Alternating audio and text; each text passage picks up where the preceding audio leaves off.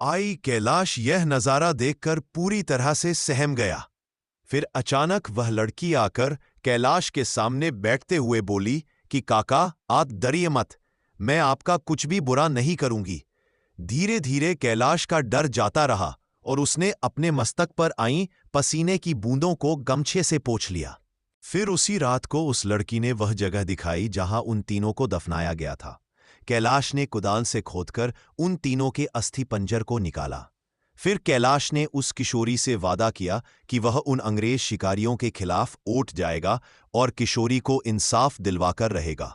कैलाश की बातें सुनकर वह किशोरी रोते हुए बोली कि काका, आपको कुछ नहीं करना है, बदला तो मैं लूंगी, बस आप मेरी थोड़ी सी मदद कर दें। फिर क्या, उस किशोरी के बताए अनुसार कैलाश ने बीमारी का बहाना बनाकर उस डाक बंगले की नौकरी छोड़ दी तथा उस किशोरी को किए वादे के अनुसार उस किशोरी के माता पिता की अस्थियों को जला दिया तथा उन दोनों के नाम पर पूजा पाठ भी करवाया। उन दोनों की मुक्ति हो गई, पर लड़की के कहे अनुसार कैलाश ने न लड़की के अस्थि पंजर को जलाया और न ही उसके क्रियाकर्म के लिए कोई अनुष्ठान पूजा पाठ ही किया, क्योंकि किशोरी ने कहा था कि अगर उसके लिए भी पूजा पाठ हो गई तो वह इस भूत ही योनि से मुक्त हो जाएगी और फिर उन दरिंदों से बदला नहीं ले पाएगी। फिर उसी रात को उस लड़की ने वह जगह दिखाई जहां उन तीनों को दफनाया गया था। कैलाश ने कुदाल से खोदकर उन तीनों के अस्थि पंजर को निकाला। फिर कैलाश ने उस किशोरी से वादा किया कि वह उन अंग्रेज शिकारियों के खिलाफ उठ जाएगा और किशोरी को इंसाफ दिलवाकर रहेगा। कैलाश की बातें सुनकर वह किशोरी रोते हुए बोली कि काका, आपको कुछ नहीं करना है, बदला तो मैं लूंगी, बस आप मेरी थोड़ी सी मदद कर दें।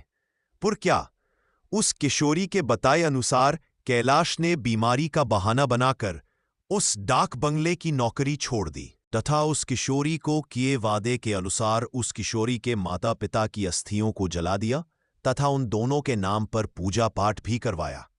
उन दोनों की मुक्ति हो गई, पर लड़की के कहे अनुसार कैलाश ने न लड़की के अस्थि पंजर को जलाया और न ही उसके क्रियाकर्म के लिए कोई अनुष्ठान पूजा पाठ ही किया, क्योंकि किशोरी ने कहा था कि अगर उसके लिए भी पूजा पाठ हो गई तो वह इस भूत ही योनि से मुक्त हो जाएगी और फिर उन दरिंदों से बदला नहीं ले पाएगी।